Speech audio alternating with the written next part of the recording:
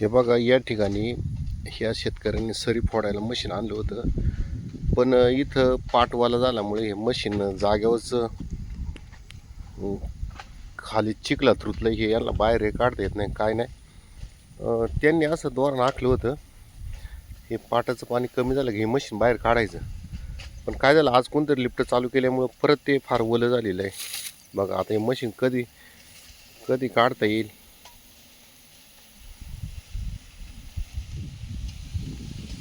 रामकृष्ण हरी, रामकृष्ण हरी, रामकृष्ण हरी. आणि हा बघा हे पाणी चालू आहे.